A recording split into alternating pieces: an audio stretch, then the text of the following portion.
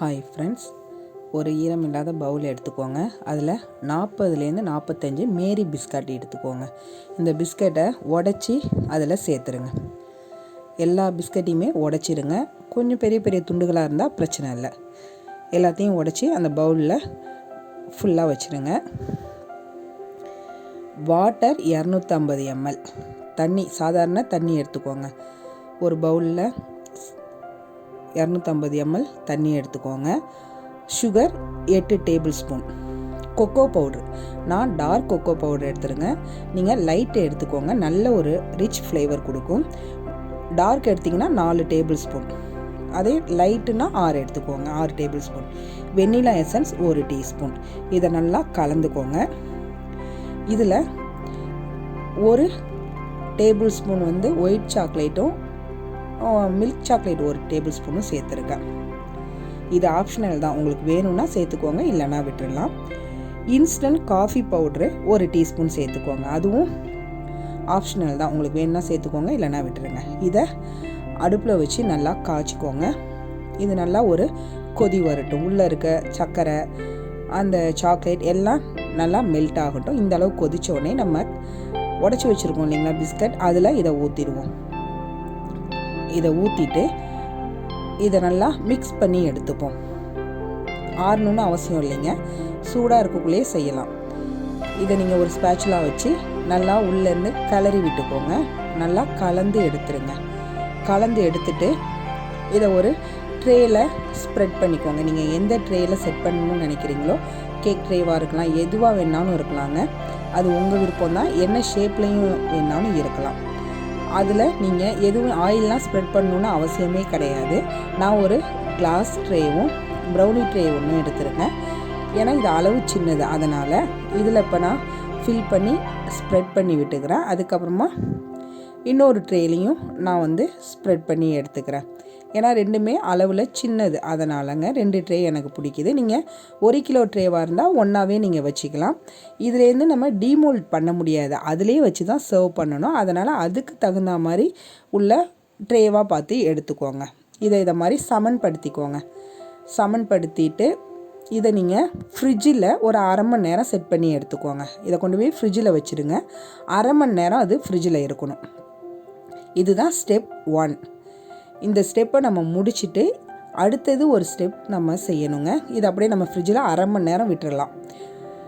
அதே பவுல் எடுத்துக்கோங்க. நான் இப்போ காய்ச்சினா அதே பவுலில் பால், நல்லா க்ரீமி மில்காக எடுத்துக்கோங்க. 250 ml பால், sugar 6 tablespoon, cocoa powder நீங்கள் டார்க் எடுத்திங்கன்னா 2.5 டேபிள் ஸ்பூன், அதே லைட்டுனா 4 டேபிள் ஸ்பூன் எடுத்துக்கோங்க.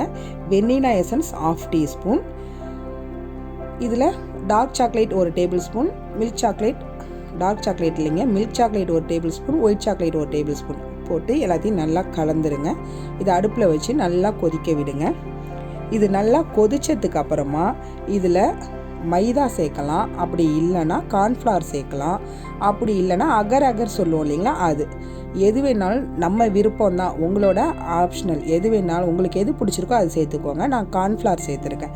2 டேபிள் ஸ்பூன் கார்ன்ஃப்ளவர் சேர்த்து இதை நல்லா கட்டிகள் இல்லாமல் நல்லா கரைச்சி கொதிக்க விடுங்க.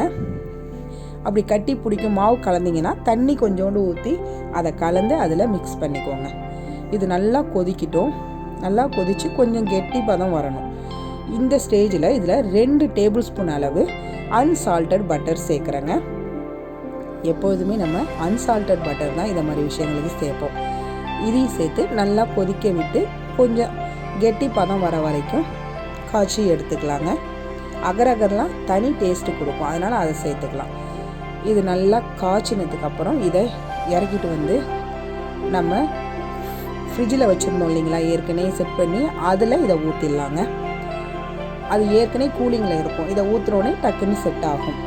இது கொஞ்சம் நேரம் இந்த சூடோடு இருக்கு இல்லைங்களா, அது கொஞ்சம் ஆறுனதுக்கு அப்புறமா இதை ஃப்ரிட்ஜில் குறைஞ்சது ஒரு 2 மணி நேரம், இல்லை நீங்கள் ஓவர் நைட் விட்டு எடுத்தாலும் சரி தான், சூப்பராக செட் ஆகி நமக்கு கிடைக்குங்க சாக்லேட் டெசர்ட்.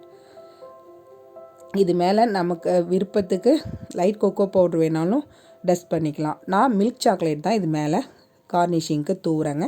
இல்லை எதுவாவது உங்களுக்கு நட்ஸ் வேணுனாலும் சேர்த்துக்கலாங்க. இவ்வளோ தான் டெசர்ட். செம்ம டேஸ்ட்டாக இருக்கும், ரிச் ஃப்ளேவருங்க. செம்ம டேஸ்ட்டில் இருக்குங்க, ரிச் ஃப்ளேவர் கொடுக்கும்.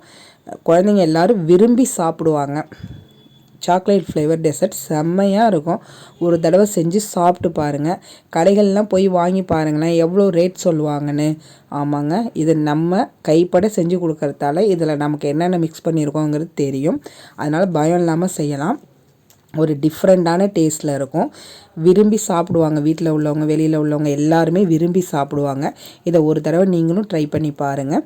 நான் ஓவர் நைட் விட்டு தாங்க எடுத்திருக்கேன். இதை நமக்கு இப்போ என்ன ஷேப் வேணுமோ அந்த ஷேப்பில் இதை கட் பண்ணி எடுத்துக்கலாங்க. இல்லை நீங்கள் ஐஸ்கிரீம் மாதிரி ஸ்கூப்பாக பவுலில் வச்சு எடுத்துக்கிறதுனால எடுத்துக்கலாம். இதை கேக் மாதிரி தான் கட் பண்ணணுன்னு அவசியம் இல்லை. ஓகேவா? அந்த மாதிரி செஞ்சு சாப்பிட்டு பார்த்துட்டு எனக்கு சொல்லுங்கள். இது எப்படி இருக்குது பாருங்களேன், செம்ம டேஸ்ட்டாக இருக்குங்க. ஒரு தடவை செஞ்சு சாப்பிட்டு பாருங்கள். அதை நான் சொல்கிறத விட நீங்கள் செஞ்சு சாப்பிட்டு பார்த்தீங்கன்னா உங்களுக்கு தெரியும். நான் வந்து டார்க் கொக்கோ பவுடர் தான் யூஸ் பண்ணியிருக்கேன். நீங்கள் லைட் கொக்கோ பவுடர் யூஸ் பண்ணுங்கள். இன்னும் கலரும் சூப்பராக இருக்கும், டேஸ்ட்டும் வேறு மாதிரி இருக்கும். காஃபி டேஸ்ட் பிடிச்சவங்களாம் இதை விடவே மாட்டாங்கங்க. மறுபடி செஞ்சு சாப்பிட்டுக்கிட்டே இருக்கணும்னு சொல்ல தோணும். அந்த அளவுக்கு ஒரு பக்காவான டேஸ்ட்டில் இருக்கும். இதை செட் பண்ணுறதுக்கு தான் கொஞ்சம் டைம் எடுக்குமே தவிர ரொம்ப ஈஸியாக டக்குன்னு செஞ்சிடலாங்க. எல்லோரும் லைக் பண்ணி சாப்பிடுவாங்க, உங்களை கொண்டாடுவாங்க, அந்த அளவுக்கு இருக்கும். ஓகே ஃப்ரெண்ட்ஸ், 2025 நீங்களும் காசு சம்பாதிக்கணும், ஏதாவது செய்யணும், என்ன செய்யணுன்னே எனக்கு தெரியல அப்படின்னு தவிச்சிக்கிட்டு இருக்கவங்களா இருந்தால் உங்களுக்கான ஒரு சூப்பர் சாய்ஸ் தாங்க இந்த ஹோம் பேக்கிங். அதை மட்டும் நீங்கள் நல்லா கற்றுக்கிட்டு மறுபடி ப்ராக்டிஸ் பண்ணி அதில் நீங்கள் ஜெயிக்கணும்னு முடிவு பண்ணி இறங்குனீங்கன்னா அதில் தோல்வியே கிடையாதுங்க, நிச்சயமாக வெற்றி தான். தேங்க்ஸ் ஃபார் வாட்சிங்.